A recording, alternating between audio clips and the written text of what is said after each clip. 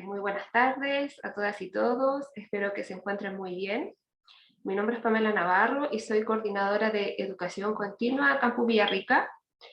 Le damos la más cordial bienvenida a todas y todos a nuestro ciclo de charlas, y el día de hoy presentaremos este taller que se llama Las infancias en el Chile de hoy, que es organizado por Educación Continua del Campus Villarrica. La estructura de este taller va a ser de la siguiente forma. Comenzaremos con la presentación de la relatora y en estos momentos todos los micrófonos estarán silenciados. Abordaremos preguntas y respuestas al término de la presentación y las consultas las pueden ir escribiendo a través del chat. Estos talleres no son certificados y todas las personas que participan de estos talleres tendrán un 25% de descuento en nuestros cursos de la escuela de verano, que es en enero del 2022. Pueden ver más información en nuestra página www.capacitate.villarrica.uc.cl. Ahora les muestro una breve presentación de la relatora, que es Andrea Villagrán. Ella tiene un doctorado en Desarrollo Psicológico, Aprendizaje y Educación. Además tiene un magíster en Gestión, Liderazgo y Política Educativa. Y es diplomada en Políticas Públicas en Primera Infancia. Así que bueno, ahora dejo con ustedes a Andrea. Hola, muy buenas tardes. Vamos a poner la presentación. ¿Se ve bien? Sí. ¿Sí? Súper. Perfecto. Bueno, lo primero es saludarlas y saludarlos porque revisé y hay 2 hombres conectados. Darles la más cordial bienvenida, agradecerle a la universidad por la invitación y por crear esta instancia tan importante de conversación, de reflexión, ¿cierto?, sobre las infancias en el Chile de hoy. Creo que además este año ha sido como un tema retóricamente tocado, y digo retóricamente porque no necesariamente ha significado una mejora en la calidad de vida de los niños y las niñas, más sí se ha utilizado muchísimo el tema de la infancia en términos políticos sobre todo. Así es que empezamos, Pamela. Sí, adelante. Ya. Bueno, pueden ir anotando lo que quieran comentar y al final vamos a hacer una ronda de preguntas, como dijo Pame, ¿cierto? Y ahí me gustaría poder leer o conocer su opinión respecto de esto. Las infancias en el Chile de hoy es un tema complejo de abordar. Vamos a convenir que esto es un webinar y tiene una duración acotada, así es que yo seleccioné aspectos muy esenciales que me gustaría compartir con ustedes. ¿Qué aspectos he seleccionado para poder compartir? Las infancias en el Chile de hoy, una breve revisión estadística de algunos datos que se vinculan además con algunos derechos de los niños y las niñas, revisar el tema de los derechos de los niños y niñas de manera acotada, ¿cierto?, sintética, la voz de los niños y niñas en el proceso constituyente, la niñez en las propuestas presidenciales y finalmente conversar algunas propuestas de elementos críticos sobre la garantía de derechos.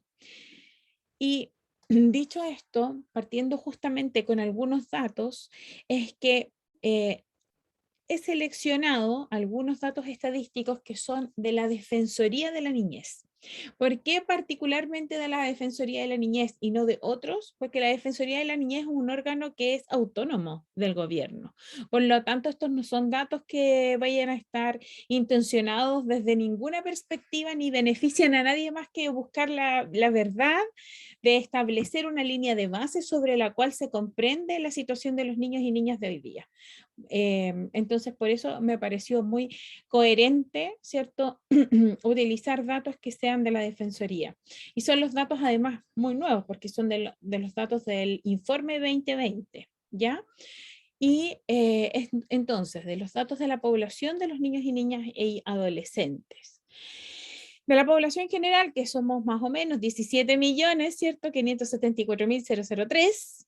la población de 0 a 17 años corresponde a 4.259.157 niños, niñas y adolescentes en Chile. Es decir, el 24,2% de la población, de los cuales el 51% son hombres y el 49% mujeres, de los cuales, ¿cierto? El 88,3% residen en una zona urbana y el 11,7% residen en una zona rural. La población por rangos de edad de 0 se mantiene bastante estable. De 0 a 4 años hay un 27%, de 5 a 8 años un 23% de la población, de 9 a 13 un 27% y un poco más bajo que el resto de los porcentajes, un 23% de 14 a 17 años. Probablemente el próximo año, cuando se tomen estos datos, va a haber un incremento de 0 a 4 porque la natalidad ha subido bastante con el tema de la pandemia. Y eso es un dato real, ¿cierto? No es una especulación. La población por grupo específico, por ejemplo, por los pueblos originarios, responde al 12,9% y a los niños, niñas y adolescentes migrantes a un 2,8%. Niños, niñas y adolescentes en situación de discapacidad, de 0 a 5 años corresponde a un 5,1%, de 6 a 13 un 5,8% y de 14 a 17 años un 6%. De niños y niñas y adolescentes en situación de discapacidad, ya sea transitoria o permanente, ¿ya? Y la población por región, en la distribución, ¿cierto?, de las regiones de Chile, está claramente marcado en la metropolitana, luego le sigue Valparaíso y posteriormente Biobío, ¿ya? Algunos datos estadísticos relativos a algunos derechos de los niños y niñas, vamos a convenir que no es fácil obtener datos estadísticos con representatividad nacional referidos a los derechos de los niños y niñas. ¿Y por qué no es fácil? Primero, porque tiene que haber una voluntad de obtener esos datos. Segundo, porque tiene que obtenerse a través de un instrumento que esté validado para ello. Tercero, porque significa un conjunto de recursos a disponer para poder obtener estos datos, ¿ya? Entonces, y cuarto, los datos y su calidad, es decir, que sean representativos, también tienen que tener otra característica, que es la periodicidad. ¿Y qué quiero decir con esto? No nos sirve de tanto tener esta fotografía y luego el próximo año no tenerla, ¿sí? Necesitamos que para poder establecer una línea de base, es decir, un diagnóstico, un conocimiento, una fotografía de la infancia o de las infancias, mejor dicho, requerimos que esto sea periódico, no un evento, sino que un sistema periódico de conocer este estado de la infancia. ¿Por qué usar como categorías de datos estadísticos los derechos de los niños? Esa sí que es una buena pregunta. ¿Y por qué es una buena pregunta el por qué usar categorías? Y que esas categorías respondan a los derechos, porque nosotros debemos considerar a los niños y las niñas como sujetos de derecho, ciudadanos en desarrollo. ¿Sí? Y el considerarlo como sujeto y como, de derecho y como ciudadano lo posiciona en el mismo, ¿cierto? A ver, en una postura similar a la nuestra como adultos. ¿Y a qué voy con esto? ¿Hacia dónde apunto? Dejar de ver a la infancia como un ciudadano de segunda o tercera clase. Cuando vemos a la infancia y la valoramos como el ciudadano que es y como el sujeto de derechos que es, consideramos que el conjunto de derechos debe ser garantizado y por lo tanto el conjunto de derechos crea un conjunto de condiciones que ayudan y aportan al bienestar de la infancia. Pero ¿cómo vamos a diseñar políticas públicas, programas públicos, sistemas, ¿cierto?, que colaboren en la garantía de esos derechos si no sabemos cuán cubiertos y satisfechos están y ejercidos, ¿verdad?, están esos derechos. Entonces, por eso es que yo he seleccionado algunos de los datos de la Defensoría respecto de algunos de los derechos. Por ejemplo, respecto de los derechos a la salud mental de los niños y niñas. Y alguien me podrá decir, ¿pero es un derecho a la salud mental de los niños y niñas? Es un derecho a la salud. Y cabe destacar que la salud se entiende mucho más allá de la salud física, ¿cierto?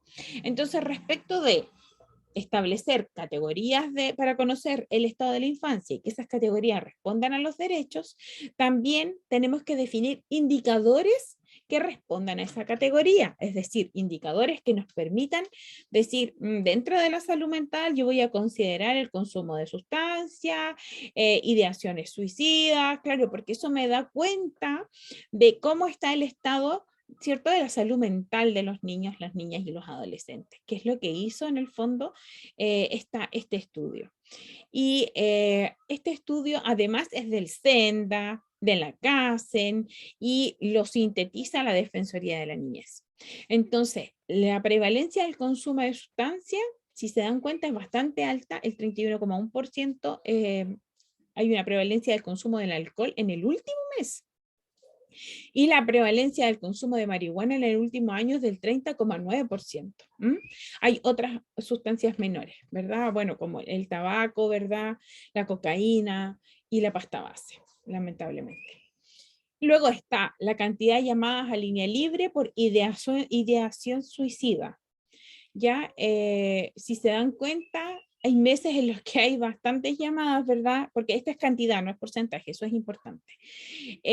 Pero miren, junio tiene 113 llamadas, ¿verdad? Por ideación suicida. Esto tiene total coherencia con otros informes, por ejemplo, de la UNICEF, que relata, ¿verdad? Y que retrata el tema de la salud mental de los niños y de los suicidios en esta etapa del desarrollo. Otro de los derechos que podemos considerar aquí es el derecho a la educación, evidentemente, muy importante. Hay muchos más datos para dar cuenta del derecho a la educación, porque tenemos los datos del Ministerio de la Educación, por ejemplo. Entonces, aquí hay muchos datos de cobertura, de calidad, y digo así calidad porque en realidad el CIPSE no sé si es una medición tan válida de la calidad, pero hay datos al menos, ¿ya? Entonces, y son periódicos además, y si son de representación nacional, ¿cierto? Entonces, el derecho a la educación. Aquí se plantean datos como que en total, total de estudiantes matriculados, entre aquellos que están en la zona urbana y aquellos que están en la zona rural, el total son 3.623.883. En el urbano son 3.348.000. 627 y en el rural 275.256.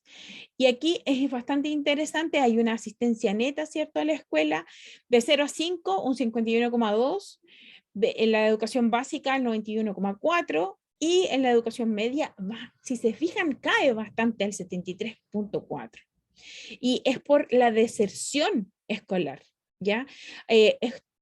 Esto realmente es una preocupación. De hecho, hay programas, hay estudios, hay proyectos para controlar el tema de la deserción escolar, porque estos puntos porcentuales que vemos en decaída aquí en un gráfico son niños, niñas y adolescentes en este caso, que se salen del sistema educativo sin haber terminado siquiera el cuarto medio.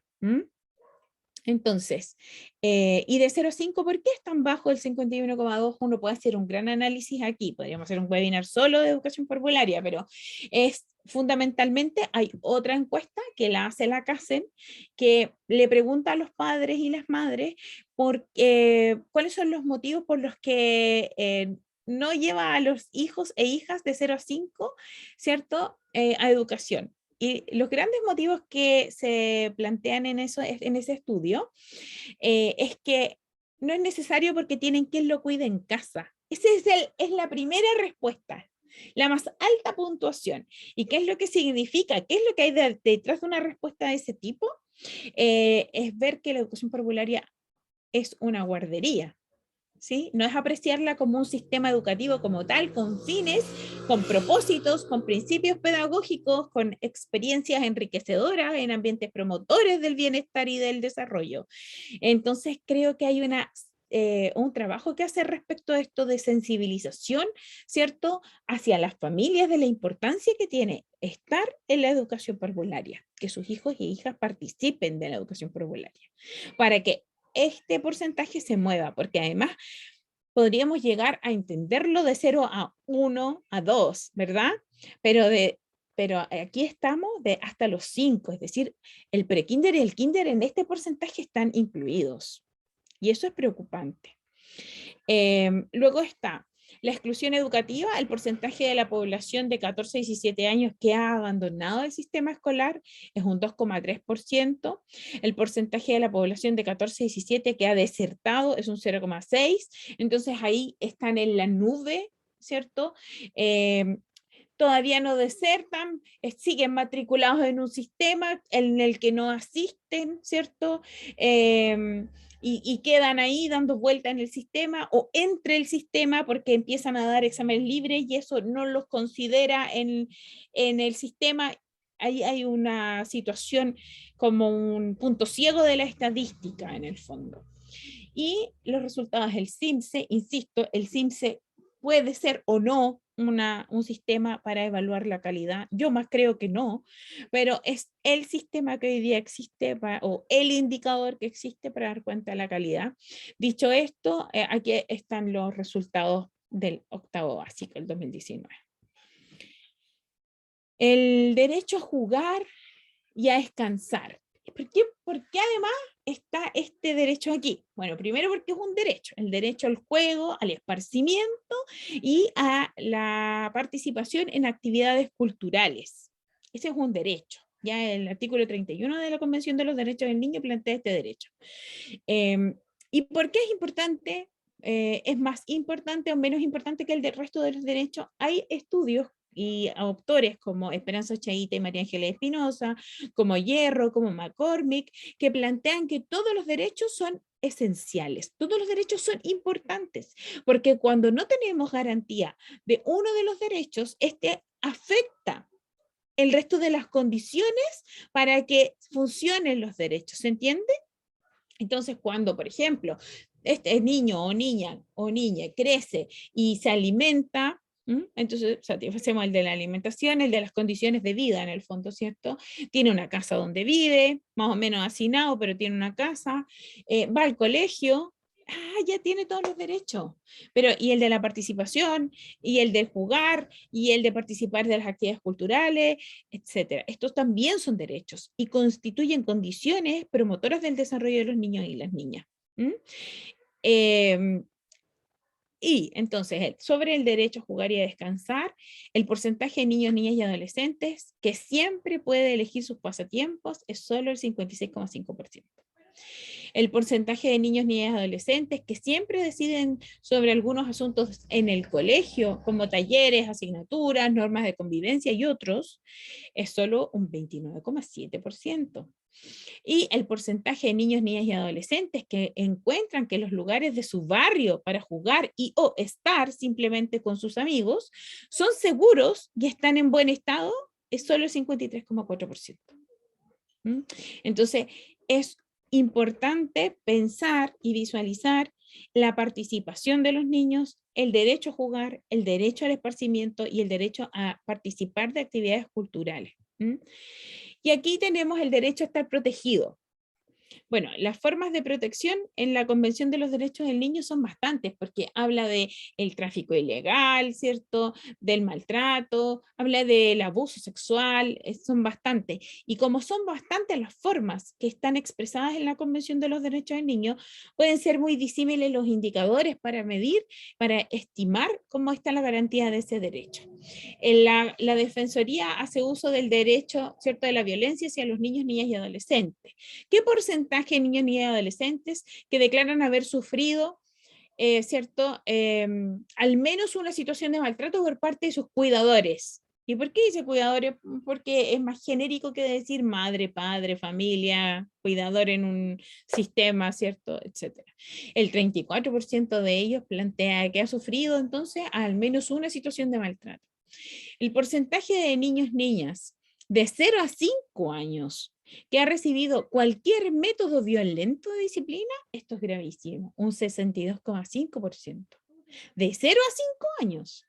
Allí está entonces lo que muchos de los que estamos aquí probablemente hemos escuchado como, ay, pero si la palmada bien dada, la cachetada bien puesta, el tirón de pelo bien tirado, ¿verdad? Es como, bien, es como, bien, negrita, cursiva, subrayado, bien.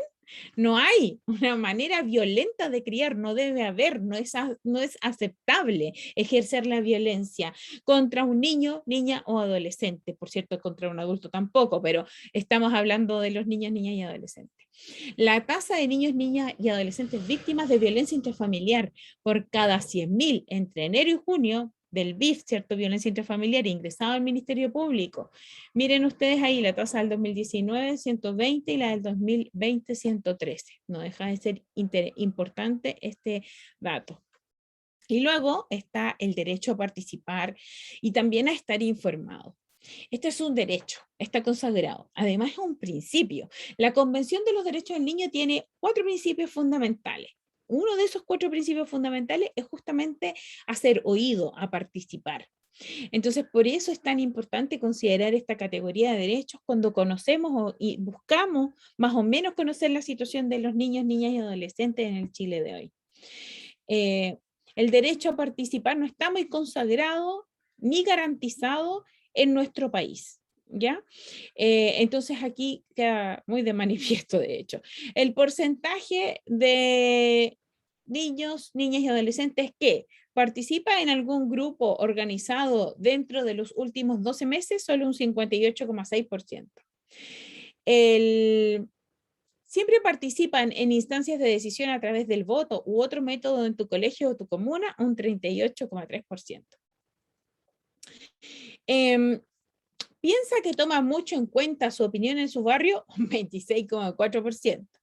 Piensa que toman mucho en cuenta su opinión en su colegio, un 44,6%. Es decir, la percepción de que tienen los niños, niñas y adolescentes de tener instancias de participación y que cuando estas instancias existen, ellos puedan realmente opinar y que esa opinión de verdad tenga un impacto en la decisión es bastante baja. Y por otro lado, el acceso a la información y a la conectividad. Bueno, porque es un derecho el acceso a la información adecuada para los niños, niñas y adolescentes. Está en la Convención de los Derechos del Niño. ¿Con cuánto respeto y cuidado dirías que los medios de comunicación han abordado la imagen de los niños, niñas y adolescentes en las movilizaciones, por ejemplo? Aquí está nada, ¿verdad? Entre hombre y mujer, vamos a decir el general, 401. Poco, 770, mucho, 156 y no sé o no responde, 214. Es importante estimar, y quiero que en esto quiero ser súper clara, los no sé o no responde cuando un niño, cuando se trata de participación infantil y se trata de que un niño o una niña da su opinión y dice no sé o no responde realmente, cuando le preguntan si participa, si le gustaría participar, si le gustaría votar, desde qué edad le gustaría que fuesen las elecciones, el no sé o no responde ya es una respuesta en sí misma. Porque ¿saben qué significa? Significa que hay tan poca experiencia de participación, tan poca sensibilización y educación respecto de la participación de los niños, las niñas y los adolescentes, es que ellos no son capaces de establecer, ¿cierto? O manifiestan que realmente no saben. ¿Y por qué no saben? Porque no tienen las instancias y las oportunidades. Entonces, en este caso es una respuesta en sí mismo. ¿Ya? Dicho esto, que es una breve, por dado el tiempo que tenemos, que es muy acotado, dicho todo esto, que es una breve descripción más o menos, ¿cierto?, de cómo está la situación de la infancia en términos estadísticos, es muy importante decir que detrás de esos números hay personas, y esas personas son niños y niñas y adolescentes que habitan en Chile. No son chilenos necesariamente, pueden ser niños migrantes, ¿ya? Pero que habitan en el territorio nacional. ¿Ya? Y es importante conocer el estado de la infancia, es muy importante. De hecho, hay una máxima, ¿verdad?, que existe y que se dice que para mejorar algo primero hay que medirlo. Entonces, así de importante es establecer una línea de base, un diagnóstico, llámenle como quieran, de la situación de los niños, niñas y adolescentes en Chile, para realmente, cuando se determinen políticas, programas, intervenciones, medidas, presupuestos, orgánica, realmente se haga en conciencia de lo que existe. Estos son los niños, niñas y adolescentes que están en Chile. ¿Cómo están viviendo? ¿Dónde están viviendo? ¿Hay hacinamiento? ¿Tienen acceso a los servicios básicos? ¿Tienen garantizado el derecho a la salud, el derecho a la vivienda, etcétera? Entonces, ¿cuáles son los derechos de los niños y las niñas?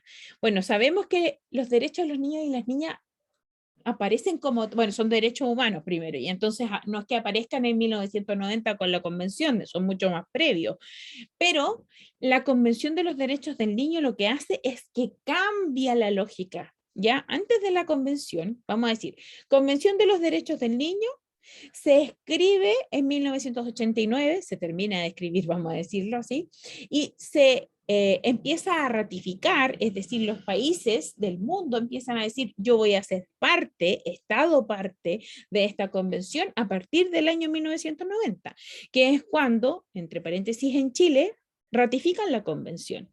Chile la ratificó inmediatamente en 1990. Lo que pasa es que no ha hecho mucho a partir de ratificarla, pero eso ya es otra cosa. Pero entonces, se termina de escribir la convención en el 89 y empieza la ratificación en el 90. La Convención de los Derechos del Niño es una de las convenciones internacionales más firmadas y ratificadas en la historia de la humanidad. O sea, de hecho, el único país que hoy día no es firmante es Estados Unidos. Todos los demás países han firmado y ratificado la Convención de los Derechos del Niño. Estados Unidos no la ha ratificado porque ellos tienen pena de muerte para menores de edad, por ejemplo, y eso es algo que tendrían que dejar de tener a partir de ratificar la convención, ¿ya? Y ellos no están dispuestos a perder ese tipo de decisiones internas de país con respecto de sus niños, niñas y adolescentes. Pero entonces, la Convención de los Derechos del Niño es un hito de positivización de los derechos de los niños. ¿Qué había antes de la convención? Existían otros documentos. En 1925 se crea la Declaración de los Derechos del Niño, ¿ya? Que son 10 principios, que de hecho, si se dan cuenta, y ustedes cuando googlean y ponen derechos de los niños, lo primero que les aparece son un dibujito con 10. Esos no son los derechos, eso es la Declaración de los Derechos del Niño, que es de 1925, y esa declaración era un texto proteccionista. Tenía una mirada distinta de la infancia o de las infancias. Tenía una mirada en el que decía que el niño, la niña y el adolescente era de propiedad de la familia y había que protegerlo, ¿sí? Era proteccionista, era como un objeto al que hay que cuidar y proteger. Pero no se le investían derechos en sí mismo, sino por su vulnerabilidad, porque eran pequeños, porque había que cuidarlo. ¿Se entiende? Pero no habían grandes implicancias si no pasaba, porque no tenían derechos, porque no eran derechos. Por eso es que en la declaración lo que hay son principios, pero no derechos, si se dan cuenta. Y eso es un gran cambio. Entonces, ¿qué había antes de la convención? La declaración, ¿ya? En 1925. Pero todos se ponen de acuerdo, empiezan a escribir la Convención de los Derechos del Niño, la terminan de escribir en el 89 y en 1990 los países empiezan a ratificarla, ¿ya? Y esto marca un cambio radical en la manera de observar al niño y a la niña y al adolescente. ¿Y por qué? ¿Cuál es el cambio? El cambio fundamental es que pasa de ser un texto proteccionista a uno que ve a los niños, niñas y adolescentes como un sujeto de derechos. Son sujetos de derechos. Entonces ya no los vemos como un objeto al que hay que cuidar y proteger, como cuidaríamos un jarrón, ¿ya? Sino que es un ciudadano que tiene derechos, es un sujeto de derechos y que esos derechos deben garantizarse en toda condición. ¿Mm? Y esto marca un cambio profundo entonces, o debería marcar un cambio profundo. ¿Qué significa que un país se haga parte de la convención? No solo que firme, Chile firmó a través de su Ministerio de Relaciones Exteriores con decreto con fuerza de ley, ¿cierto? En 1990, el 14 de agosto, que es cuando se hace parte de la convención. ¿Y qué significa? Significa que el Estado, que libremente se suma y ratifica la convención, dice, yo me voy a hacer parte de la convención, con lo cual me obligo a mí mismo, como Estado, independiente del gobierno de turno que haya, como Estado me obligo a garantizar Siempre, para todos los niños, niñas y adolescentes, el conjunto de derechos que está escrito en la Convención. Los 54 artículos que tiene la Convención. ¿Ya? Y si no, me van a caer las penas del infierno. No, y si no, voy a tener a un comité de los derechos del niño sobre mí, porque yo cada cierto tiempo escribo un informe, doy cuenta cómo estoy garantizando esos derechos. Y este comité además tiene el poder de venir a mi país y de llamarme la atención y decirme, a ver, Estado parte. Muy bien, lo está haciendo muy bien en el ABCD, pero mire, usted está en deuda con todos estos. Le recomendamos lo siguiente y levanta un informe de recomendaciones. Entonces, cuando alguien dice, y quizás los gobiernos no saben qué hacer para mejorar la situación de la infancia, es totalmente falso. Porque a partir del 90, Chile, al ratificar la convención, se le designa un comité. Se le designa un comité de los derechos del niño, que es un comité internacional con gente experta en derechos de los niños, niñas y adolescentes. Y entonces Chile, cuando emite un informe y dice, mire, comité, yo le cuento, estoy haciendo así las cosas y esto es lo que he logrado, el comité lo evalúa y si ve que hay cosas que no están bien, incluso viene, se entrevista con gente, ¿cierto? Con UNICEF, que es como un neutro, ¿verdad? Ahora se tendría que entrevistar con la Defensoría, que también es un órgano neutro, más cercano a los niños y las niñas y adolescentes que al gobierno, por ejemplo, muy que lo es, lo sabemos, incluso no quieren que exista. Entonces, ¿qué es lo que pasa? El comité les dice, y de hecho lo pueden buscar, informes del Comité de los Derechos del Niño a Chile, les va a aparecer, no sé, 10 informes, los últimos 10 informes, y los pueden descargar, están en todos los idiomas, en inglés, en francés, en español, en italiano, en todos, de verdad que sí. Entonces, aparecen ahí y les dicen, ya, respecto del informe, usted, Estado parte chileno, de verdad lo está haciendo bien en A1, 2, 3, 4, 5, pero como en el 6 hacia el 54 no lo está haciendo bien, el comité le recomienda y le recomiendan cosas. Por ejemplo, genera una orgánica para que realmente resguarde y garantice los derechos de los niños. Derogue la ley de 1967, que se llama Ley de Menores, que todavía no es derogada. Después de haber firmado, es del 67, firmaron en el 90, estaban en este año y todavía no derogan esa ley. Esa es la que tienen los niños chilenos. Derogue la del 67. Genere una nueva ley de protección integral de los derechos. Cree una orgánica, asígnale presupuesto, ad hoc, por supuesto, no a hacerle 5 pesos y qué van a hacer con ese presupuesto, que es el presupuesto muy bajo que tienen todos los temas de infancia. Le recomiendo que haga un diagnóstico considerando las categorías de los derechos y con representación no solo nacional, sino también regional y comunal, para poder tener realmente un diagnóstico de cómo están los niños, niñas y adolescentes de manera comunal, porque mientras más desagregada la información, mejor, porque identificamos mejor cómo están las condiciones de esos niños, niñas y adolescentes, y etcétera, un largo etcétera. Las invito a meterse, buscar informes del comité, ¿cierto? Y van a realmente ver que si las cosas no se han hecho mejor en Chile, no es porque no se sepa cómo hacerlo, sino porque falta totalmente voluntad de cómo hacer las cosas y de qué hacer con la infancia. Porque el comité se los dice, la Defensoría se los dice y UNICEF se los dice.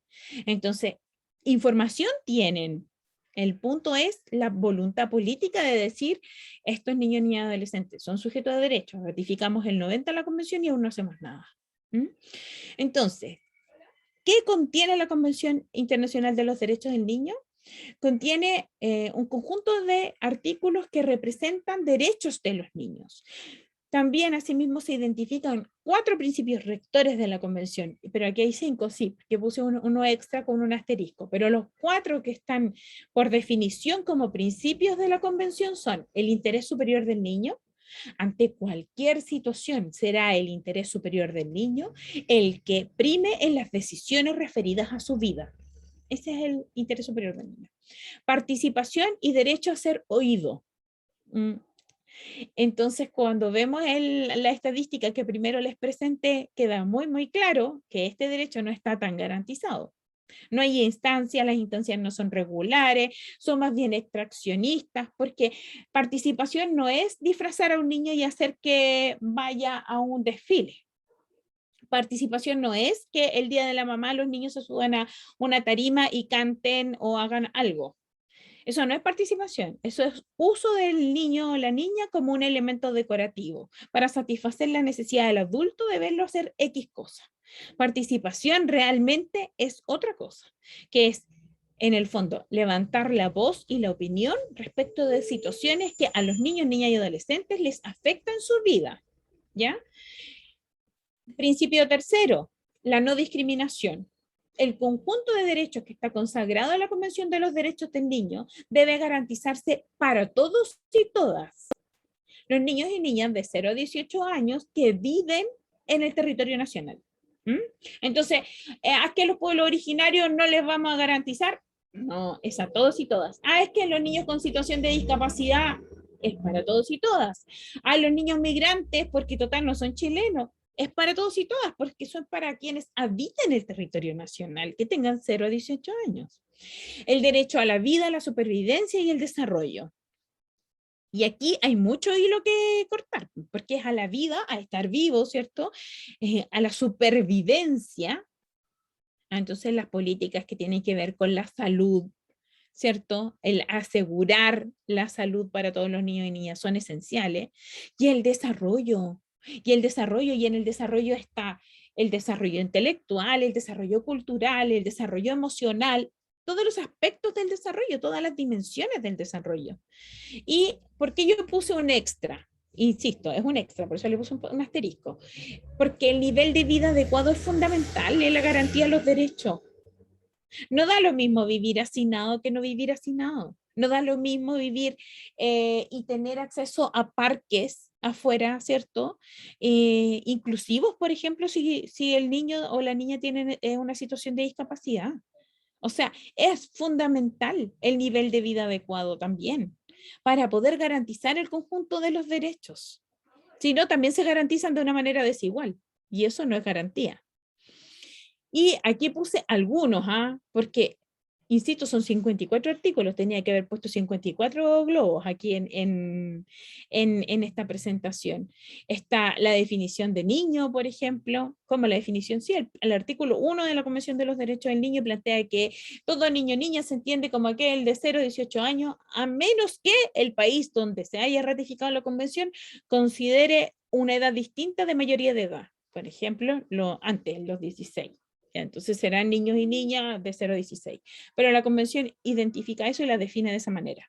La no discriminación, el derecho a un nombre y una nacionalidad, el derecho a una familia, y no está, pero dice el derecho a la familia, no dice el derecho a la familia. La convención dice el derecho a recibir orientación de sus padres y madres o cuidadores, el derecho a reunificación familiar, el derecho a por ejemplo, cuando se separan los padres, a tener contacto el niño con sus padres. Es interesante ese, porque normalmente dicen, el papá tiene derecho a ver al niño, la mamá tiene derecho a ver al niño. En verdad, el papá ni la mamá no son los que tienen el derecho es del niño a ver a su papá y a su mamá. ¿Ya? Entonces, porque él es el que tiene el derecho consagrado en la convención. El adulto no tiene el derecho por sobre el niño. Además está el otro, el del interés superior del niño, que es este que está acá. La supervivencia de desarrollo, protección a los malos tratos y contra los malos tratos, insisto, malos tratos psicológicos, físicos, de abuso sexual, de tráfico de niños, en conjunto. Salud y servicios médicos, esparcimiento, juego y actividades culturales, el derecho al nivel de vida adecuado, el derecho a la aplicación de los derechos, es decir, como, claro, que se garanticen realmente estos derechos y que el niño y la niña sean realmente sujetos de derechos, el derecho a la preservación de la identidad, esto de que cuando van a un colegio y el niño cuenta algo o en su ficha aparece algo y al final lo sabe todo el mundo, por ejemplo, a un colegio, a un servicio público, a un lo que sea, la situación que sea, es el derecho a la privacidad es tremendamente importante, de la preservación de la identidad y de la privacidad es tremendamente importante en la convención. la participación, ¿cierto? Y ojo, ¿está como derecho a la participación en la convención? No, no está como derecho a la participación en la convención. Dice, derecho a ser oído, derecho a reunirse libremente entre pares, derecho a expresarse, derecho, libertad de culto. O sea, realmente hay como cinco, no hay como, hay 5 artículos en la Convención de los Derechos del Niño que se relacionan directamente y que convergen en algo que la Convención le llama participación. El derecho a la educación, que asimismo también son 2 artículos. Uno se refiere bastante al asistir simplemente, ¿cierto? A la cobertura, por decirlo de alguna manera, que exista la posibilidad de que los niños, niñas y adolescentes asistan de manera gratuita, de calidad, a un sistema educativo. Pero el segundo derecho que se refiere a la educación habla del tipo de educación que debe ser y dice que debe propender al desarrollo integral de todas las dimensiones del ser humano y debe ser respetuoso, etcétera. Y que eso también habría que revisarlo. La protección de la niñez, ¿cierto? La seguridad social, la protección de la vida privada, el acceso a la información adecuada, entre otros. Este es como un resumen de algunos, ¿verdad?, de los derechos que tienen los niños y las niñas. ¿Qué generan los derechos? Los derechos deberían generar condiciones favorables y protectoras del desarrollo del niño, la niña y el adolescente. ¿En qué planos y en qué espacios? Debería hacerlo al menos en 3 planos, que son todos los planos en el fondo. En la familia, familias todas diversas y múltiples, ¿cierto? En las instituciones, por ejemplo, en los establecimientos educacionales, o en otras, en todas las instituciones donde un niño o una niña tenga participación, y por participación digo que incluso sea solo usuario, eh, y en el barrio. Y si se dan cuenta, los datos estadísticos que yo presenté, todos los datos del barrio salen bajísimos, bajísimos en participación, bajísimos en consideración, bajísimos en espacio. O sea, realmente los niños no tienen una sensación de que el barrio les considere. Y todo este diseño barrial evidentemente no considera a los niños y las niñas. Y ahí hay un movimiento súper interesante que les invito y los invito a revisar, que es la ciudad amiga de la infancia. Y también la ciudad del niño. Son 2 modelos distintos. La ciudad del niño es la de Francesco Tonucci y la ciudad amiga de la infancia es la de UNICEF, pero las dos convergen en lo mismo, que en el fondo los niños y las niñas sean vistos como ciudadanos sujetos de derecho y que esto signifique que la planificación del barrio y de la ciudad misma, de la comuna donde habite, considere la visión del niño y la niña. Entonces hay consejos comunales, ¿cierto?, que se reúnen con el alcalde, no para pasarle un conjunto de dibujitos de cómo les gustarían los basureros, no, sino que donde se les pasa realmente las actas de los plenarios que han hecho en los consejos consultivos, donde hablan realmente de temas interesantes.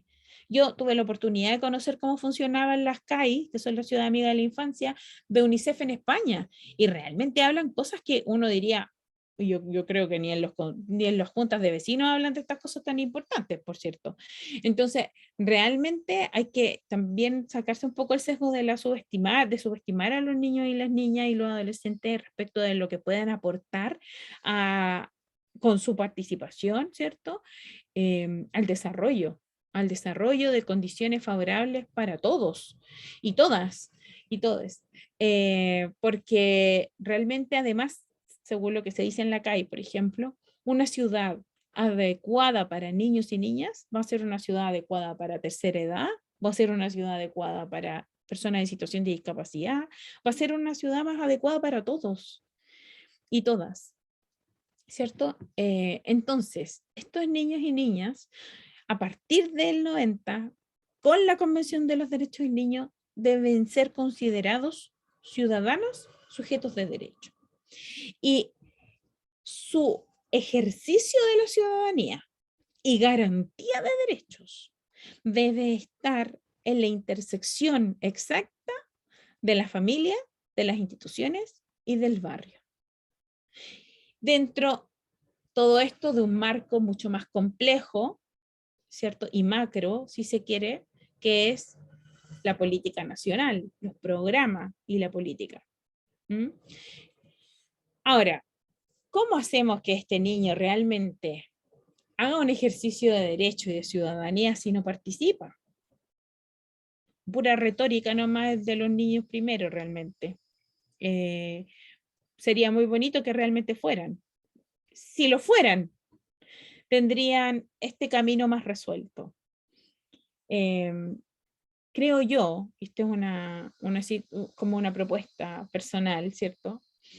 Que el ejercicio de los derechos y la ciudadanía pasa por los principios de la Convención y decantan todos los demás derechos. Y dentro de esos principios creo yo que el de la participación infantil es muy clave. Porque en verdad tomar decisiones sobre los niños y las niñas y adolescentes no es lo mismo que tomarlas con los niños, niñas y adolescentes. Y ahí se tiene que dar un cambio, tiene que haber una ruptura. Y la primera ruptura es esa, las concepciones adultocéntricas versus las concepciones niñocéntricas. O sea, realmente que para considerar y tomar decisiones sobre la infancia o las infancias, tenemos que hacer un cambio y salir de nuestro adultocentrismo. Ahora, ¿somos capaces los adultos de salir del adultocentrismo sin la participación de los niños y niñas? No, no, o sea, cualquier decisión, yo puedo decir, oh, yo soy súper niñocéntrica, soy cero adultocéntrica, soy educadora, trabajo con jardines, tengo un hijo, al que le dejo elegir hasta su ropa, solo tiene 1 año, pero él elige todo, es súper empoderante, y pero cuando tengo una reunión con el alcalde, yo le digo lo que yo creo que tiene que haber para los niños. Si yo le digo al alcalde, no sé, estoy en Los Ángeles, Krause, le digo, mire alcalde, yo creo que deberían haber parques. Y los parques deberían ser de color amarillo. Y los juegos deberían ser de plástico y no de metal. Y debería ser A, B, C, D. ¿Y de dónde sacó eso usted? No, porque es mi percepción. Al final, tal como dice, siempre se me olvida ese nombre, Pence y Moss, ellos dicen algo súper interesante en un libro donde hablan de la posmodernidad de la infancia. Lo que plantean es que los niños y las niñas, o los adolescentes, viven sus vidas en escenarios que los adultos hemos diseñado para ellos, pensando que es lo mejor para ellos. Pero nunca le preguntamos a ellos si ese parque, si esa calle, si esta planificación urbana, si este colegio, si estas normas de convivencia dentro del colegio, si etcétera, etcétera, etcétera, es realmente lo más adecuado para ellos. No puedo dejar de ser adultocéntrica si no me abro al diálogo con los niños y las niñas y a su participación real. Además de, cuando salgamos de este adultocentrismo, tenemos que realmente generar una orgánica, ¿cierto? Y un presupuesto adecuado. Esto no se puede hacer de la pura voluntad. Necesitamos presupuestos. Necesitamos que si vamos a crear consejos consultivos en cada municipio, el municipio no tenga que decir, ¿y de dónde saco plata para traer a los niños una vez al mes? No puede pasar eso. Tiene que haber un presupuesto. Es obvio que tiene que haberlo. Si no, también es retórica, porque no está generando las condiciones necesarias para que realmente participen. Tiene que haber un empoderamiento y darle la oportunidad de participar. Si no, vamos a seguir teniendo en las encuestas muchos niños, niñas y adolescentes que digan no sé o no respondo. Necesitamos empoderarlos, necesitamos sensibilizarlos y necesitamos ante todo darle la oportunidad de participar. Necesitamos avanzar en las metodologías de participación, desde la co-construcción y de otras metodologías. Yo siempre he dicho lo mismo. No es que los niños, niñas y adolescentes no puedan participar. Es que para participar, nosotros los adultos tenemos que aprender de metodologías de participación. Claro que si yo me siento con 20 adultos y converso nomás, no uso ni papelógrafo ni POSIT. No uso nada, ni pantalla digital, ni PPT, nada. Yo me puedo sentar con 20 personas y conversar. Claro, nos vamos a aburrir, pero vamos a conversar y vamos a sacar en limpio lo que haya que tener. Fome, sí. ¿Podría ser mejor con más metodología? Sí. ¿Podría ser mejor con otras herramientas tecnológicas? También. ¿Podría ser más fácil? Por cierto. Pero con un niño, con 20 niños y niñas de 8 años, yo no me puedo llegar y sentar sin nada. Con los de 5 años sí que no me puedo sentar sin nada. Con los de 3, ay, ni nos sentemos, ¿cierto? Entonces, ¿qué es lo que nos falta? Nos faltan metodologías. Ahora, ¿nos faltan en la vida? No. Hay muchos estudiosos, académicos, investigadores, políticos incluso, porque no de la clase política, sino que gente que trabaja en política, quiero decir, en los programas directamente de las OPD, por ejemplo. Yo valoro mucho los esfuerzos de esa gente porque hace mucho con muy poco. Y ahí hay metodología. Oye, si hay cuentos, láminas, títeres, marionetas, hay baile, hay, primero lo sensibilizamos con un video, después hablamos, después hacemos un break, después hacemos un focus group. O sea, hay entrevistas en profundidad, hay muchas maneras de obtener la información y la voz de los niños y las niñas. Lo que pasa es que hay que tener voluntad y también nosotros tenemos que estudiar. Y debe haber un impacto y una visibilización de la participación. Si supongamos, hacemos un gran esfuerzo, nos juntamos con 20 niños, niñas y adolescentes, usamos muchas herramientas, los niños y niñas dicen muchas cosas, hacemos un acta de la participación, dibujos, fotos, medios de verificación totales, maravilloso, pero no se lo entregamos nunca a nadie. No se la publicamos a nadie, no se la entregamos a nadie, o la publicamos como una cosa anecdótica, una nota en la prensa. Qué bonito. En Los Ángeles se juntaron 20 niños a hablar de el cambio climático. Fotos.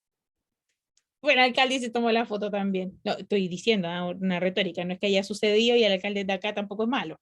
Quiero decir que eso es cotidiano, eso pasa. Veamos la prensa.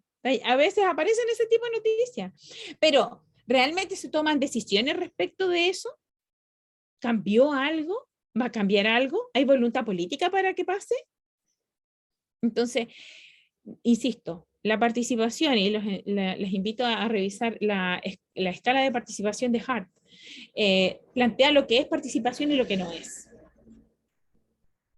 Y hay muchos eventos que parecen participación. Por ejemplo, aplicar un cuestionario validado por expertos, maravilloso, estupendo. Los niños y niñas felices lo contestan, o no tan felices, porque de repente hay unos que son un poco farragosos, que son muy largos, pero lo contestan. Se hace el análisis de los cuestionarios, cosa que yo aplaudo a los investigadores porque también es una tremenda pega. Pero resulta que no pasa de estar en la tesis de alguien esa información. Y tampoco se le hizo llegar a nadie más, no devolvió los datos, etcétera. O sea, realmente hay que dejar de ver como desde la perspectiva extraccionista a los niños. No necesitamos que yo extraer la información de ellos para nosotros, para nuestros propios fines, sino que realmente, y por eso hablo de la orgánica y el presupuesto. Porque si hay una orgánica, es decir, el consejo, hay una manera de llegar a que esta opinión, esto que está sucediendo, tenga un impacto real en la vida directa de los niños y las niñas. Voy a seguir avanzando porque estoy un poco pillada con el tiempo, creo. Ahora, yo me pregunté, si la voz de los niños y niñas en el proceso constituyente está, la verdad, honestamente, no. Sabemos que no, pues. O sea, se determinó que no lo estuviera. Ahora, claro, hay asambleas abiertas a la comunidad donde puede ir un niño también, acompañado de su adulto, ¿cierto? Y comentar lo que quiera que haya sucedido. También se pueden estar haciendo asambleas en las comunas y después hacerlas llegar a los constituyentes, si eso es cierto. Pero no hay un proceso dentro de la lógica de la constituyente, ¿cierto? De la creación de la Constitución, que involucre a los niños y las niñas. Y cuando después nosotros como adultos vayamos a ratificar lo que nos van a proponer, tampoco van a poder votar los niños y niñas. ¿Ya? Entonces, hay instancias que son aisladas y se pueden traspasar a los constituyentes, pero no es lo mismo a que la Constitución, o sea, a que el proceso en su conjunto hubiese involucrado la voz de los niños y las niñas. ¿Ya? Cuando a la participación es realmente un anhelo, le puse aquí. Miren por qué. Porque acá dice, ¿te gustaría participar en los plebiscitos contemplados para construir una nueva constitución? El sí es un 53,7%. Interesante dato pensando que hay sumamente pocas instancias de participación. Por lo tanto, no es tanta la población infantil y adolescente que está sensibilizada respecto de la participación misma, más allá de la Constitución. Por tanto, que un 53,7% diga que sí, es muy interesante. A pesar de no tener tantas oportunidades constantes de participación, a pesar de no tener formación ciudadana que sea constante para llegar a una conciencia mayor como en la participación, a pesar de todo eso, igual hay un 53,7% que dice que le gustaría participar. Un 33,5% dice que no, y hay un no lo sé, un 12,8%. Vuelvo con los no lo sé o no responde. ¿Ah? Es interesante entender que eso sucede porque hay un contexto que no sensibiliza a los niños y niñas y adolescentes respecto a la participación. Y luego están los periodos en los cuales se ha respondido, ¿no? Como de 10 a 13, un 30,3 decía que sí, de 14 a 17, un 63,6 le gustaría participar. Luego, y aquí puse otro dato que también lo obtuve de la Defensoría, plantea la participación según año, edad y tipo de organización. Vamos a leer el 2017. No participa en ninguna organización o en un grupo, un 74,5%. Participa en una organización religiosa o una iglesia, un 8%. En un club deportivo o recreativo, un 8,3%. En agrupaciones artísticas o culturales, un 2,3%. En juveniles o de estudiantes, un 1,5%. En otro, un 3,9%. Y no solo no responde, un 1,5%. Esto es de 0 a 17. Miren ahora. ¿Qué pasa? De 18 años o más. Se ve, logran ver ustedes una lógica en un parámetro, como un patrón que se repite en el gráfico, ¿no? No participa el 2017, de 18 años a más, 72,3. Participa en una organización religiosa, un 7,1. En la Junta de Vecinos, otra territorial, un 8,1. En un club deportivo, un 3,7. Es decir, la participación infantil implica e impacta en la posterior participación como adultos. Totalmente. Hay una coherencia. Si no tengo participación, si no tengo experiencia de participación, ni formación en participación, cuando soy niño, niña y adolescente y crezco realmente y me desarrollo como un ciudadano, es difícil que cuando adulto mágicamente yo me interese por participar, busque instancias de participación, genere instancias de participación. Entonces, aquí hay una implicancia como ya en lo macro de la ciudadanía. Y bueno, a ver. No sé si estoy apretando algo que no debo apretar. ¿Está de acuerdo con que la edad de votar sea desde los? La opinión de los adolescentes es que... Dame un segundo. Aquí.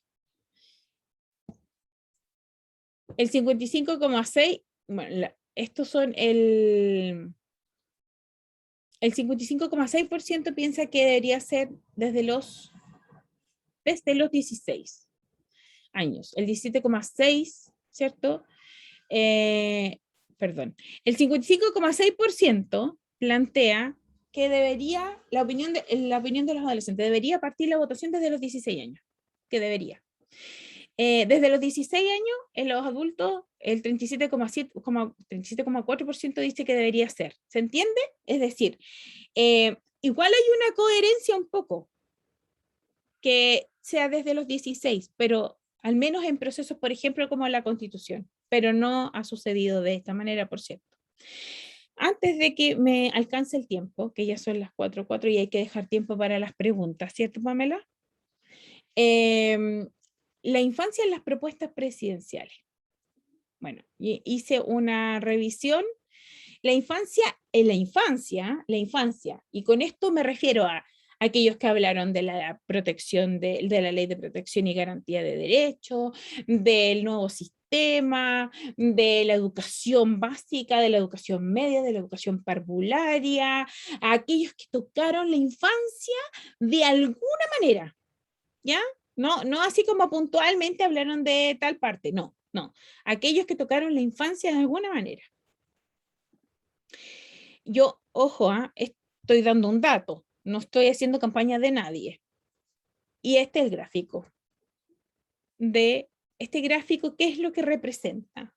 Representa las veces, ¿cierto?, que apareció la infancia nombrada en el programa, asociada a alguna medida, ¿ya? Artés, nulo. Parisi, un poco más. Meo, Cast, Sichel. Proboste aparece con 200 menciones de la infancia. Y Boric con 213. Esos son los números más altos. Artés son 2, por si acaso. Estas son, yo la verdad es que no puse láminas que dijeran las medidas, porque no iba a poner 213 medidas. Los invito así a revisar cada programa, pero son las veces mencionadas en medidas, ciertas medidas concretas en sus programas, que el usuario directo es la infancia. Ahora, además de este dato, yo quiero comentarles que la Defensoría de la Niñez hizo un programa radial con ADN. Lo pueden buscar, si buscan las redes sociales de la Defensoría, les van a aparecer ahí los programas. Si van a YouTube, por ejemplo, y buscan ADN Radio Defensoría, también les van a aparecer los programas. Donde invitaron a cada uno, por separado, por cierto, porque no era un debate, a cada uno de estos presidenciables a hablar sobre las propuestas que tenían sobre los niños, niñas y adolescentes. En el programa participaban los conductores, Aldo Chapacase, si no me equivoco, la defensora misma, la Patricia, y participaba uno o dos niños o adolescentes que estuvieran en los consejos consultivos de la Defensoría. Y estaba también el presidenciable, ahí mismo en el estudio o por internet. Poder encontrar allí en esos programas cómo se discutió y cómo la defensora en el fondo levanta la información de esos programas. Las invito a verlos y en miras a la elección. Les puedo decir que Kast, por ejemplo, no participó. No le interesaba, dijo que no le interesaba participar del programa. Parisi tampoco. ¿Ya? Así es que van a encontrar el de Boric, el de Proboste, que fue la última, el de Sichel, él lo tuvo que hacer por internet porque parece que fue cuando tuvo este tema de que estaba contacto estrecho, y Meo. Y Artes tampoco participó. ¿Ya? Pero y eso ya dice algo. Yo sé que hay una agenda acotada, pero es la defensora, ¿no? Y dice algo el tener una disposición de hablar sobre las infancias, considerarlas en los programas. Entonces, yo las invito a que como los niños, niñas y adolescentes no votan, y nosotros sí votamos, y nosotros ustedes están aquí porque les interesa el tema, les invito a revisar las propuestas de los presidenciables respecto a la infancia, a votar también en conciencia pensando en los niños y en las niñas. Y bueno, ¿qué elementos críticos existen o deberían existir para dar ciertas garantías de derecho? El primero de ellos es que se derogue la ley de 1967, que es la ley de menores. Y por supuesto, a continuación, se genera una nueva ley que sea de garantía de derechos, no de menores, porque ya no debemos hablar de menores. Menores se hablaba en 1925 con la declaración.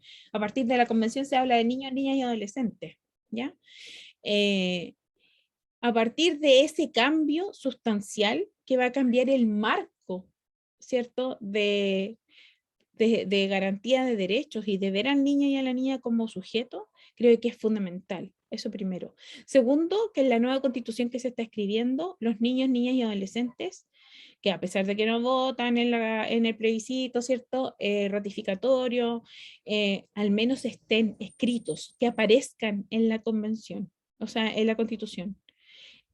¿Por qué lo digo? Porque en la constitución actual, niños, niñas y adolescentes no aparecen. Si alguna tiene duda puede buscarla y revisar.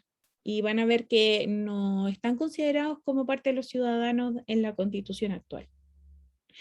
Entonces, cambiar, ¿por qué partes hablando así como desde cambiar lo macro? Porque lo macro es el escenario donde viven esos niños y niñas. Si no tenemos una constitución donde estén ratificados, ¿cierto? Como sujetos de derecho, y luego no tenemos una ley de Estado que los vea como sujetos de derecho, a los que hay que garantizarles esos derechos, todos los programas, intervenciones, situaciones, ¿cierto? Que vayamos a generar con estos niños y niñas, van a estar aislados y desconectados. Pero si hay una lógica orgánica, va a ser diferente. Entonces, para mí sí importa lo macro también. Ahora, desde lo micro, ¿qué es importante? Sensibilizar, educar, capacitar. ¿A quién? A los adultos, pero también a los niños y niñas, porque ellos también necesitan saber que tienen derechos y qué significa tener derechos para ellos y ellas. Hay encuestas que les han preguntado su percepción respecto a los derechos. ¿Cuál es? La de bienestar subjetivo, por ejemplo, de Jan Edel, que les invito a revisar. Hay un movimiento internacional que se llama Children's World. Lo buscan y van a encontrar todos los informes de bienestar subjetivo del mundo. Literal, el mundo. En todos los idiomas que se les ocurra. Y ahí están los informes chilenos. Y cuando le preguntan, le llegan a la pregunta 14 y 16 según el cuestionario, donde les preguntan por su percepción de los derechos, los niños dicen, ¿sabías que tenías derecho? Un alto porcentaje dice que no. Todavía. Entonces, desde lo micro, empoderar a los niños y niñas, sensibilizarlos, educarlos respecto a sus derechos, además de garantizarlos. Desde la familia, desde los adultos en su conjunto, sensibilizar, educar, hacer mucho proyecto de advocacy, ¿cierto? Y, y ya luego desde la orgánica misma, yo creo realmente que el municipio es un excelente escenario donde debería garantizarse la participación infantil, porque son los municipios los representantes del gobierno, del Estado mismo, más directamente, como directamente conectados con los ciudadanos. Y los niños y adolescentes son ciudadanos también. Entonces deben tener maneras de llegar y de dar su opinión respecto a las cosas que suceden y que les impactan en la vida de ellos mismos. Entonces, elementos críticos para la garantía creo que hay que verlos en todos los niveles, de lo micro a lo macro. Y de lo micro creo yo que el empoderamiento, la sensibilización, la educación son claves. De la orgánica, generar presupuesto y generar situaciones estables de participación, por ejemplo, y de conocer el estado de la infancia, etc. Y desde lo macro, la Constitución y una ley de garantías que realmente considera a los niños, niñas y adolescentes. Ahora, les quería presentar y les quería decir que, para ir terminando, que nosotros generamos esta oportunidad, este webinar, ¿cierto?, de reflexión y de presentación dentro de un marco, y este marco es un diplomado que tenemos con la Católica, y que es el diplomado en gestión local y proyectos de abogacía, advocacy, ¿cierto? No de abogacía de leyes, sino de advocacy, ¿cierto? De proyectos que sensibilizan y sociabilizan respecto a los derechos de niños, niñas y adolescentes. ¿Ya? Y este es un diplomado que lo que busca es generar realmente y cubrir los siguientes objetivos. Conocer los marcos teóricos actualizados que sustentan el trabajo con niños, niñas y adolescentes, analizar los programas de intervención y promoción y reparación de los derechos de los niños, niñas y adolescentes en Chile, analizar estrategias y metodologías de participación infantil y adolescente como derecho según la Convención Internacional, diseñar proyectos de advocacy o abogacía de derechos para niños y adolescentes, y esto como son advocacy, insisto, abogacía a veces suena muy a derecho, pero en verdad es el advocacy, que es la sensibilización, la promoción, la educación y, ¿cierto? Y la garantía, por cierto, de los derechos de niños, niñas y adolescentes. Y adquirir herramientas de gestión local, intersectorial, interinstitucional e interdisciplinar para la garantía de los derechos. Los cursos que tiene este diplomado son los siguientes: una mirada evolutiva de la infancia y la adolescencia, las estrategias de intervención para las infancias y adolescencias, estrategias y metodología de participación infantil y adolescente, y herramientas de gestión local y diseño de proyectos de advocacy o abogacía de derechos para niños, niñas y adolescentes. Están muy invitados a revisar la página de Educación Continua, donde van a poder encontrar este diplomado si les parece interesante. Pueden hacer más consultas respecto de él. Ahí están los programas, los profesores, eh, y, y va a ser online además, que eso colabora todavía en esta situación de la pandemia. Y dicho esto, me gustaría dejarlos con una frase que a mí siempre me gusta mucho: por cada niño que nace, no importa bajo qué circunstancias, el potencial de la raza humana surge de nuevo. Así de importante, así de determinante justamente son las infancias en Chile y en el mundo. Y es fundamental que nosotros los adultos hagamos nuestro mejor esfuerzo por generar condiciones que realmente garanticen sus derechos y puedan ellos ejercer su ciudadanía desde que nacen, ¿ya? Porque un bebé no es menos ciudadano que uno de 5 años y que otro de 10, que otro de 16 y unos niños de 17. Son igualmente ciudadanos y sujetos de derecho. Y con esto termino, Pamela. Ya, muchas gracias, Andrea.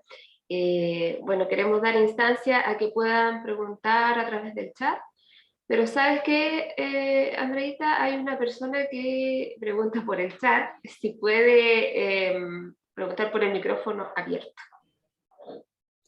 Yo no tengo problema, no sé si como la estructura lo permite. ¿Tú eso lo manejas? Sí, sí, puede ser, ¿Sí? obviamente. Sí, a ver, Ya. vi que era... un segundito, voy a Yo igual vi una activarla. mano, Sí, era Oscar una mano, Fernández, ¿no? Sí. Oscar Fernando Silva puede abrir su micrófono. Muchas gracias. ¿Se escucha? Sí, se escucha Sí. perfecto. Hola, buenas tardes a todos, todas. Hola. Agradecer, Pamela, a Esther por la instancia, realmente muy gratificante, muy aclaradora, y a la vez me dejan tres preguntas, para mí muy inquietantes, y espero se puedan, con el poco tiempo que hay, resolver. Primera, parte sobre la circular 0768, sobre inclusión de ley de género y chicos trans. Ujú. No la veo en todo el análisis que usted hace. Ah, Hablamos de inclusión, pero el enfoque de inclusión hacia esa área, sin sí, desmerecer todo lo visto, no la veo. no, te lo puedo responder al tiro y después me hacen Ok, las otras. vale, muchas gracias. Es porque, mira, lo primero es que es una mirada muy general. No quise entrar como en situaciones más específicas, que por ejemplo serían los pueblos originarios, por ejemplo, sería, o sea, es decir, cualquier como las diversidades que considera la convención, perdón, sí, la Convención de los Derechos del Niño. Y no lo digo yo, ese es el lenguaje con el que se dicen. Imagínate que la convención no es nueva, la convención es del 89. Y te digo que, no sé si la has podido revisar, pero sabes que cuando hablan de personas en situación de discapacidad, en la convención hablan de niños impedidos. O sea, con eso te digo que no es actual y por lo tanto la convención hay aspectos que no considera y que cuando los consideró como la situación de personas en situación de discapacidad, las consideró incluso en la nomenclatura que en esos años se usaba. A partir desde el 89 a la fecha, uno podría decir, está bueno que hagan otra, está bueno que hagan otra, estoy de acuerdo con que hagan otra, porque hay muchos cambios del 89 a esta fecha. Esos cambios han sido considerados por el comité como recomendaciones, que también puedes encontrar en esa página. Y hay una recomendación que yo recuerdo haber leído, que se trata justamente de niños y niñas trans y de la comunidad en su conjunto, incluso, si no me equivoco. Y lo que dice es que recomienda que el Estado parte considere, ¿cierto? Considere como lo que la comunidad requiera, y hay como que un poco, siento yo, en el documento le pasa un poco la pelota a la comunidad misma de cómo se entienda con el Estado, ¿ya? Te invito a leer ese documento. Lamentablemente no me acuerdo cuál es el número específico del informe porque he revisado muchos, pero si no me equivoco es del 2012, no es tan nuevo tampoco, o sea, no es tan... Sí, pues no es tan nuevo, el 2012 pasó hace rato. ¿Ya? No sé si te respondo con esto, pero la convención misma primero no lo considera, obvio, es del 89, y considera cosas que realmente escribe también mal, como se leen hoy día, como los niños impedidos, que es como mentira que escribe así en la convención, bueno, pero es que era el lenguaje de la época. Y no considera un conjunto de cosas y de situaciones y aspectos que hoy día sí hay que considerar. Ahora, sí quiero quizás con esto responderte un poco, la convención es prevalente. ¿Y qué significa eso? Cuando en un tribunal se da una situación X que puede estar afectando, por ejemplo, a un niño o a una niña trans, ¿ya? Y, y dicen, bueno, pero es que, y plantean una postura anterior a la convención.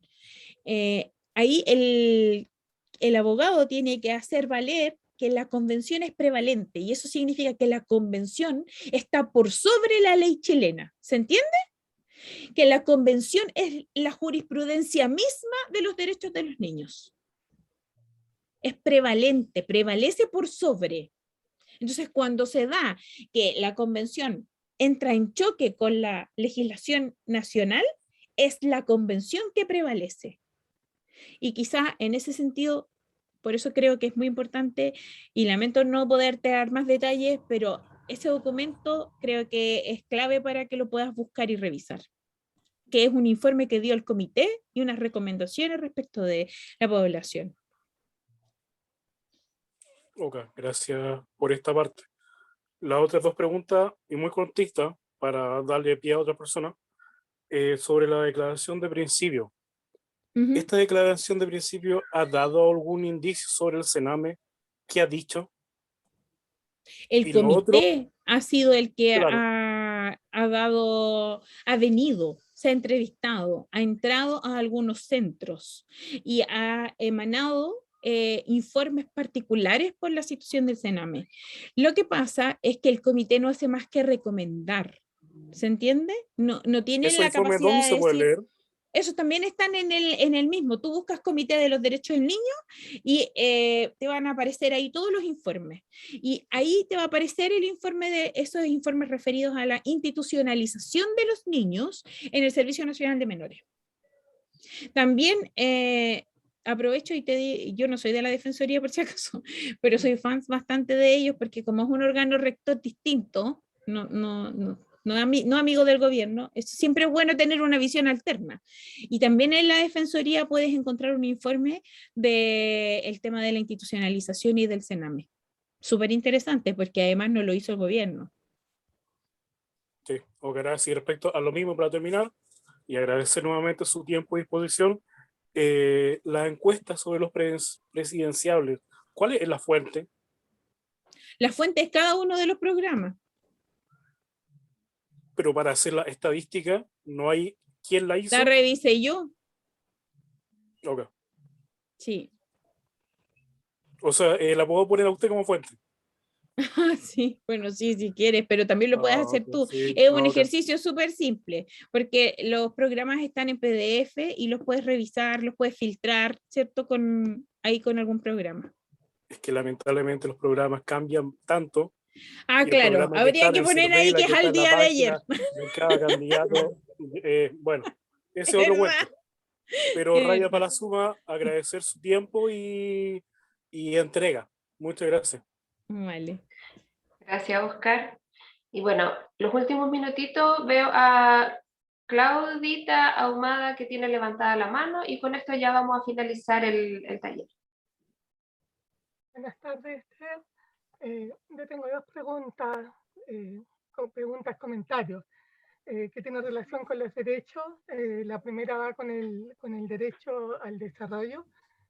¿Qué sucede con los niños, con las infancias, con capital cultural limitado?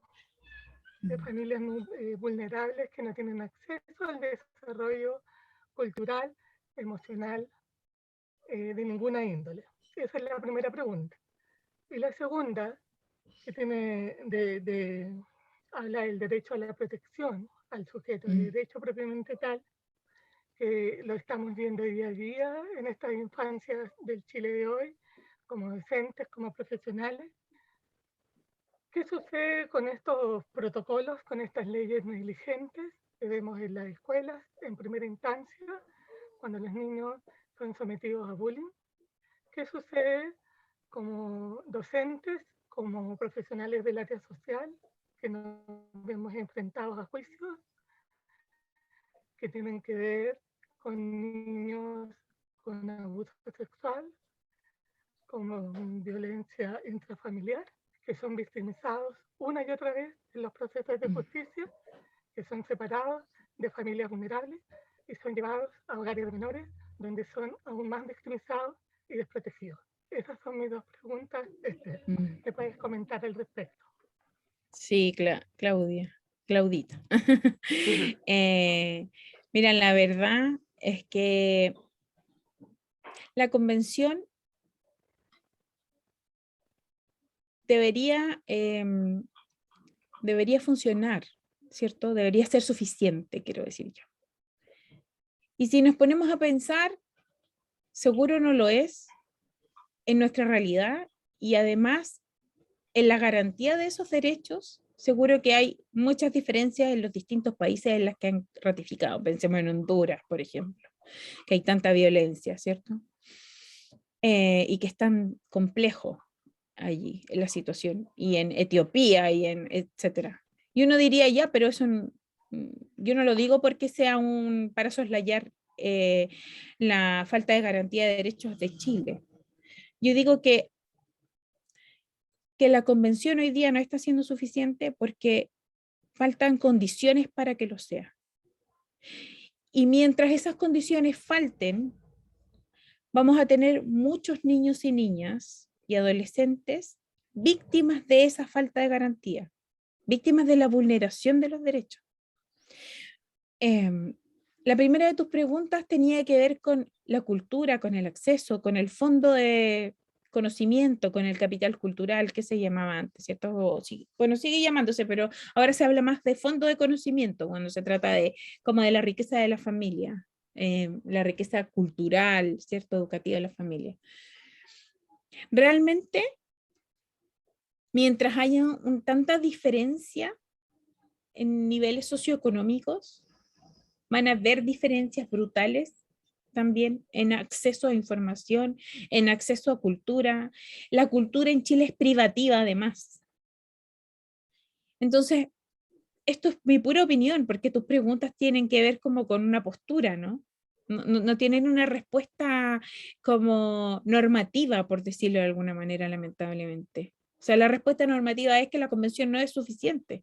Y no lo es porque le faltan las condiciones para que lo sea. ¿Y qué condiciones? El presupuesto, la orgánica, la ley de garantía, todo lo que mencioné antes.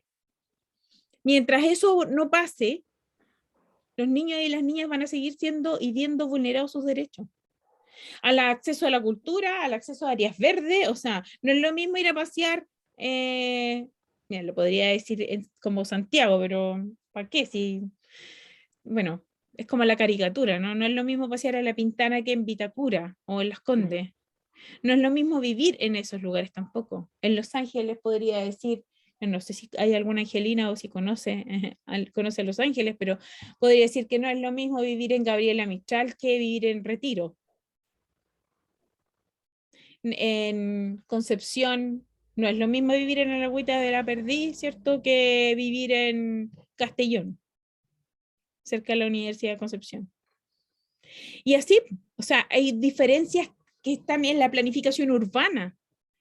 Hay diferencias que están en las construcciones. O sea, no es lo mismo vivir en una casa social de cuántos metros cuadrados versus una vivienda que cuesta 5.000 UFs. ¿Por qué se dan esas diferencias? Y cómo esas diferencias marcan las diferencias del desarrollo de los niños y las niñas y la garantía de esos derechos. No es lo mismo ir a un colegio. Ahora, lo del bullying es bastante transversal. Ahí la condición socioeconómica no es tan decidora. Y fíjate que lamentablemente, según los índices que maneja UNICEF, la violencia contra los niños en el interior de las familias tampoco tiene que ver tanto con la condición económica. Es increíble cómo el estudio del 2014, por ejemplo, de UNICEF, de la violencia justamente contra los niños y adolescentes en el contexto familiar, planteaba que eran justamente, por ejemplo, la violencia física grave la daban en mayor porcentaje los niveles socioeconómicos más bajos, pero la violencia por negligencia psicológica grave, física leve, eran estrepitosamente más altas en las otras clases sociales, en las más altas. Perdón, más bien las estadísticas a las que tú apuntas son más o menos parejas en el estrato ADC1 y en el bajo también, lo que tiene que ver con BIS y abuso sexual. Lo que pasa es que Sí, cuando hay más recursos se oculta más fácilmente, por decirlo. sí, sí. Hay más recursos para ocultarlo también. No hay más recursos simplemente. Ahora, no, la verdad es que, insisto, tus preguntas son un poco como desde mi opinión, porque desde la norma la respuesta es la convención no es suficiente porque le faltan condiciones faltan condiciones en el Estado y porque faltan voluntades políticas para mejorar las condiciones de los niños. Porque los niños no votan. Los niños no son ciudadanos de primera como los hombres jóvenes. Bueno, no sé si como las mujeres, y nosotros igual estamos un poco en la ciudadana de segunda categoría, las mujeres. Y por eso existe el feminismo, entre paréntesis. Entonces, realmente aquí hay una condición como normativa que debería cambiar, que son las condiciones. Y humanas que también deberían cambiar y que quizás son las más difíciles de cambiar porque tienen que ver con una cultura, con condiciones, con un montón de situaciones que colaboran en esto de la vulneración grave de derechos. Yo trabajo en una institución que hasta hace nada ejecutaba un programa, el CDI, de representación de víctimas de vulneraciones graves, gravísimas de niños, niñas y adolescentes. Y o sea, realmente yo no sé cómo lo está haciendo el nuevo servicio, no sé si en esta charla asistió alguien del nuevo servicio de infancia, pero tienen una gran tarea, muy pocos recursos y muy poco tiempo para atender muchos casos que pasaron de sistemas que estaban ahí instalados hace 1000 años y ahora se están instalando este nuevo sistema con muy pocos recursos, sigue siendo pocos recursos. Ahora yo insisto, ¿por qué soy tan majadera con los presupuestos? Porque si no son puras voluntades nomás. Y cuando son puras voluntades, las cosas no se garantizan.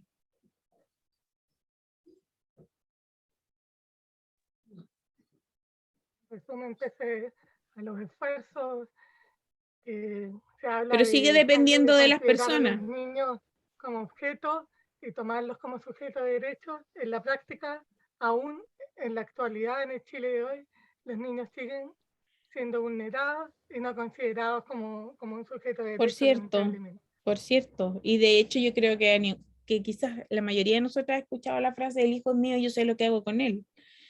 Y eso es un discurso muy de 1925. Este es un objeto que es de mi propiedad. Mantente lejos. Muchas gracias. Bueno, ya nos pasamos del horario. Así que muchísimas gracias, Esther, por tu participación y a todos ustedes también por asistir. Los dejo invitados al taller de mañana, que se llama Formación Actualizada en la Educación Parvularia, que es a las 16 horas. Eso por mi parte, así que me despido con un abrazo grande. Y nos Muchas vemos en otra oportunidad, gracias. si Dios quiere. Gracias por la participación y gracias a la universidad también por esta instancia. Sí, Chao. muy bien. Chao, chao.